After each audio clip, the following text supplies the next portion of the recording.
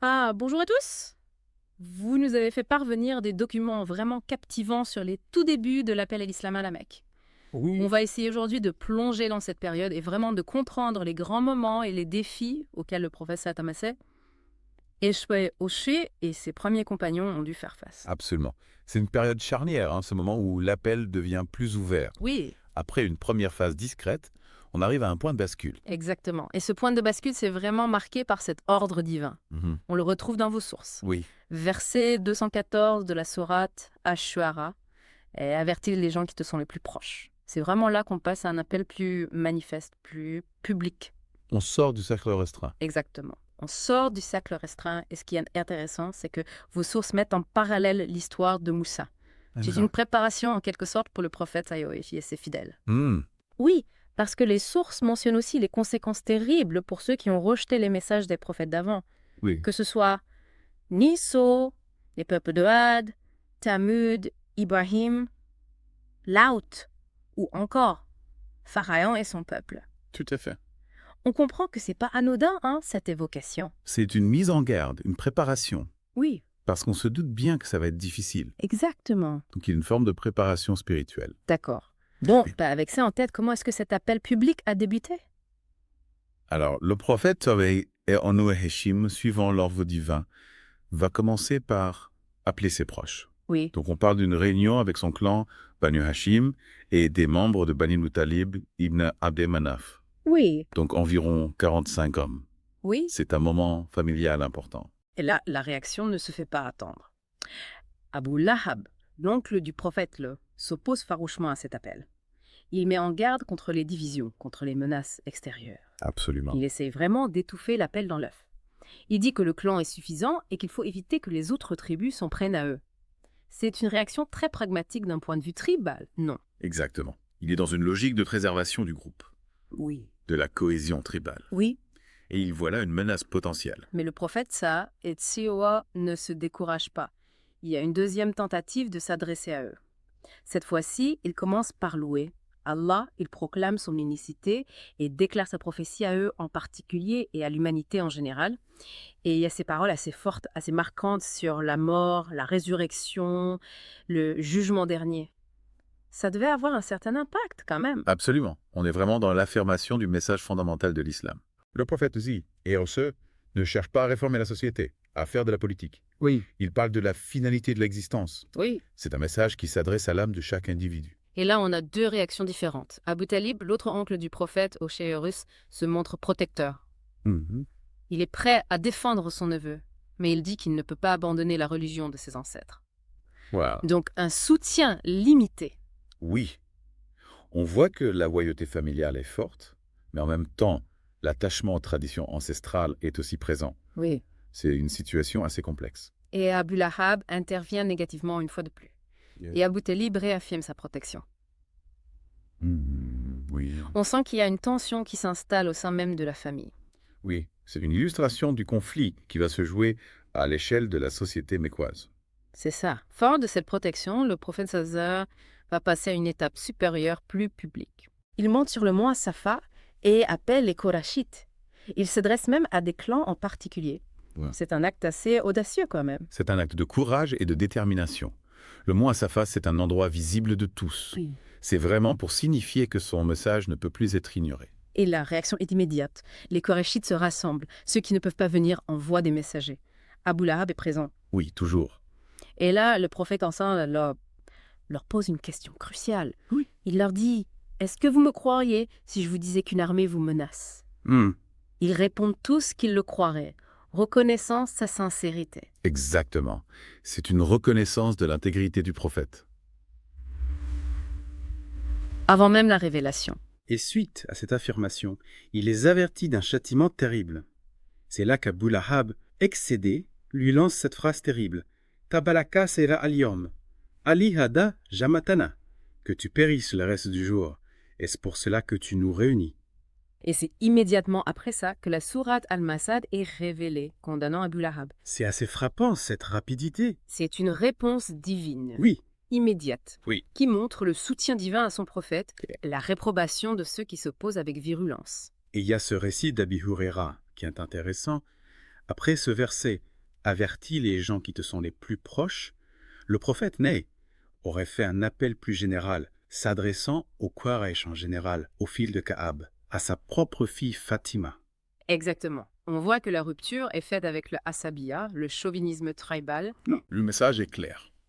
L'appartenance familiale au prophète Allah. Et souffler de rakar ne suffit pas. Il faut la foi sincère en Allah. Ensuite, on arrive à une nouvelle étape, encore plus ouverte avec la révélation de la sourate Al-Hijr, et notamment le verset Nantikast.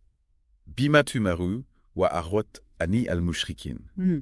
Expose donc clairement ce qu'on t'a demandé et détourne-toi des associateurs. Là, plus de secrets, l'appel est public et clair. C'est la phase où le prophète, Hijr, se lève et proclame ouvertement l'islam dans les rassemblements. Il récite le Coran et il reprend le message universel des prophètes. Oui, Adorer Allah, l'unique. on rentre vraiment dans une confrontation ouverte Absolument. entre l'islam et la tradition polythéiste mécoise. C'est ça. Il commence même à prier publiquement dans la cour de la Kaaba.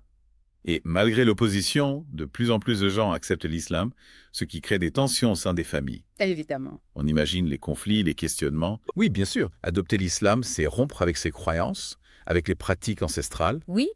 Donc forcément, ça crée des tensions. Face à cette situation, les Qurayshites se réunissent chez Al-Walid ibn al-Mughira, juste avant la saison du pèlerinage, pour élaborer une stratégie, une riposte face à cet appel qui grandit. C'est ça. C'est une prise de conscience de l'impact du message au-delà de la Mecque. Oui. Ils savent que le pèlerinage va drainer des gens de toute l'Arabie. Oui. Et donc, il faut une stratégie pour contrer cet appel. Al-Walid leur donne un conseil crucial. Lequel? Il faut parler d'une seule voix, leur dit-il. D'accord. Et après, ils vont lui demander de leur proposer quelque chose à dire. Et là, ils vont passer en revue différentes possibilités. Et... Ils proposent devin, Ka, Oui. fou, Majnun, poète, magicien, Sahir. D'accord. Ils essaient de le catégoriser. Oui, de le ranger dans une caisse. C'est ça. Mais Al-Walid rejette chaque proposition, expliquant en détail pourquoi le prophète méchant ne correspond pas à ces catégories. C'est une analyse perspicace, Oui, presque malgré lui. oui. Il reconnaît la singularité du prophète Moïse. Finalement, il va proposer de le présenter comme un magicien, un semeur de troubles qui divise les familles. D'accord. Il faut l'éviter, dit-il. C'est ça qui va être retenu. C'est une stratégie qui vise à discréditer le message en jouant sur la peur de la désunion familiale. Oui. C'est une arme redoutable. Et les Qurayshites insistent pour avoir son opinion définitive. Il réfléchit longuement. Et d'ailleurs, il y a ces versets dans la sourate Al-Mudaththir qui décrivent ce processus de réflexion. Finalement, il conclut que ce n'est que de la magie apprise. Inao iya kalu al-bashar. Il choisit de rejeter la vérité par orgueil. Oui.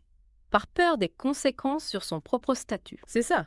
Bon, une fois la décision prise, les Qurayshites mettent en place leur plan. Ils se positionnent le long des routes des pèlerins pour les mettre en garde contre le prophète sallallahu alayhi wa sallam. Lui, de son côté, essaye de les atteindre, il les appelle à Allah.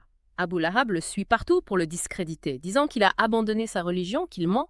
C'est une lutte d'influence, hein? Oui. Le prophète, ou Tessa, veut propager son message à un large public. Oui. Et Abu Lahab essaye de le décrédibiliser. Mais malgré cette campagne de désinformation, le message commence à se répandre. Oui, les graines sont semées. Après le pèlerinage, les Qurayshites ont intensifié leurs actions. Oui. Les sources décrivent 4 grandes catégories de tactiques utilisées. D'accord. La première lumière. Moquerie, dénigrement, ridicule. Et il se moque du prophète sallallahu. Le traite de fou, Majnun, de magicien, saïr, de menteur, kadab. Il y a ces versets coraniques qui en témoignent, comme dans la sourate Tahir. Ya ayyuha alladhi nuzila al-dhikri innaka la majnun, ou toi sur qui on a fait descendre le rappel, le Coran, t'es certainement fou. Il ridiculise aussi les compagnons, surtout les plus pauvres, en se moquant de leur foi. C'est une stratégie de déshumanisation? Oui, il y a ce verset qui décrit les criminels riant des croyants, se faisant des clins d'œil. Oui. Inna la falou. Ce sont vraiment ceux-là, les égarés. Oui, c'est une façon de les marginaliser, Oui. de faire pression sur eux. Deuxième tactique. Déformer les enseignements, semer le doute, propager de fausses informations, des absurdités. On dit que le Coran, ce sont des asatis à l'Awali, contes d'anciens, qui se fait écrire, que d'autres l'aident à l'inventer, qu'un simple être humain, Yualemu Basharun, lui enseigne. Ils remettent même en question sa nature humaine, se demandant pourquoi il mange, il va au marché. C'est une tentative de discréditer la révélation et le messager, Oui. de présenter l'islam comme une invention humaine, sans fondement. Troisième tactique, empêcher les gens d'écouter le Coran, le réfuter avec des histoires anciennes, distraire les gens. Il y a cette histoire d'Anadr ibn al-Harith qui allait jusqu'à Hira pour apprendre des légendes perses et qui prétendait que ces histoires étaient aussi belles, voire plus belles, que le Coran. Il achetait même des kénas, esclaves chanteuses, pour distraire ceux qui étaient intéressés par l'islam. Oui. Venez à moi, je vous raconterai de meilleures histoires que Muhammad, leur disait-il. C'est une tentative de noyer le message coranique. Oui, dans le divertissement. Oui, de faire diversion. Il y a un verset coranique dans la sourate Luqman qui condamne ceux qui utilisent des lahu al-hadith, plaisant discours pour égarer hors du chemin d'Allah. Exactement. Quatrième tactique, et c'est là qu'on rentre dans le dur, les persécutions. C'est environ 4 ans après le début de la prophétie que les Korachites passent à la violence physique. Oui, l'opposition idéologique se traduit en actes. Chaque chef de clan s'en prend à ses propres membres qui ont embrassé l'islam. Les sources rapportent des tortures horribles infligées aux premiers musulmans. Abu Jahl s'en prend particulièrement aux nobles et aux riches. Il les humilie, les menace de ruine. Oui.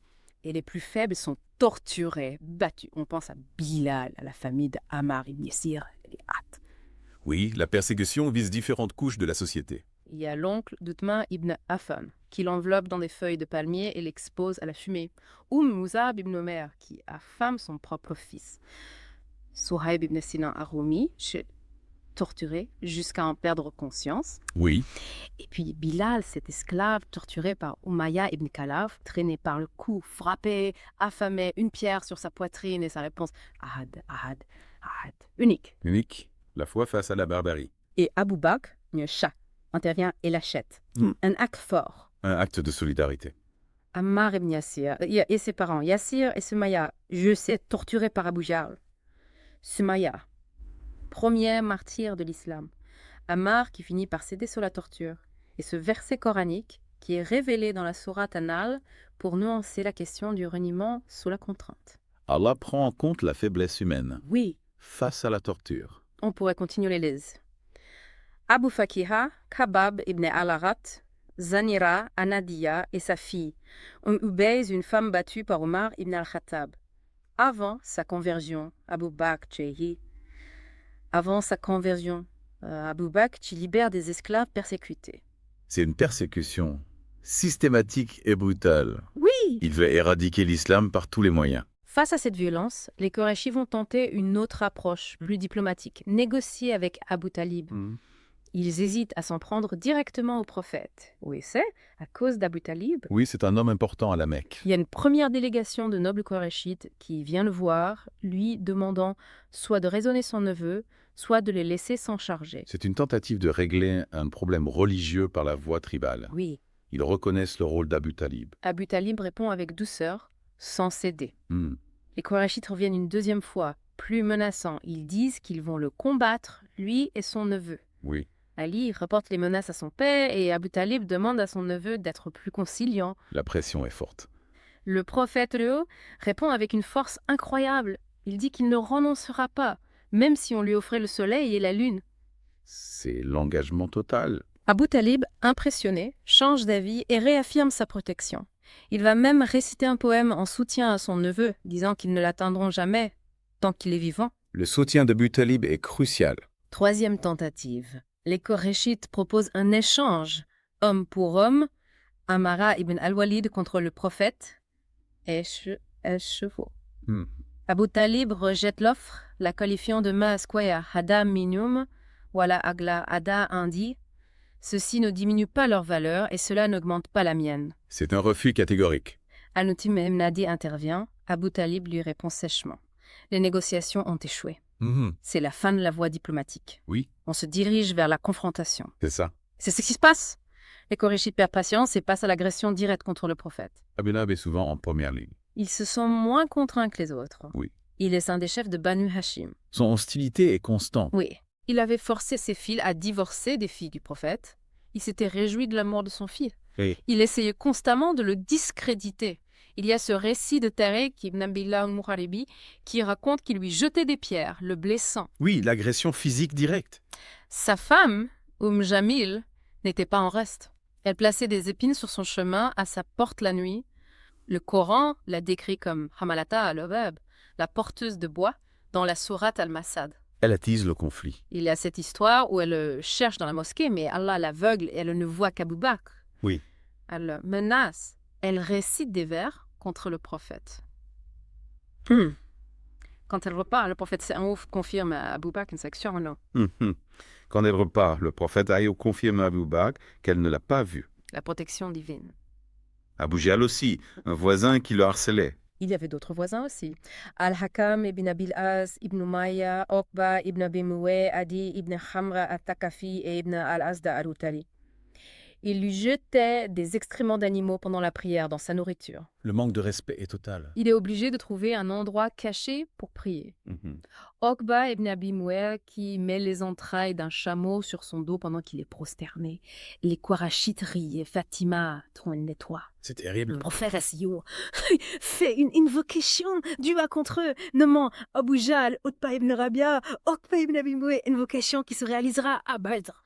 La justice divine. Al-Aknas ibn Shurayk at-Takafi, dans le Coran, décrit 9 défauts dans la sourate Al-Kalam. Abu Jahl qui écoutait le Coran en cachette sans y croire et qui essayait de l'empêcher de prier au Maqam Ibrahim. Abu Jahl qui menace le prophète en Ha'or et se vante de sa milice. Et Allah qui répond dans la sourate Al-Alaq, qu'il appelle son assemblée.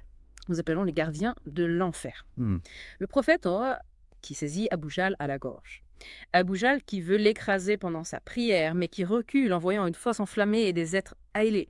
Face à cette escalade de la violence, le prophète demande aux musulmans de cacher leur conversion, de se réunir en secret. La discrétion devient vitale. Il y avait eu une confrontation dans les bois, première effusion de sang dans l'islam. Il était clair que les rassemblements publics étaient trop dangereux.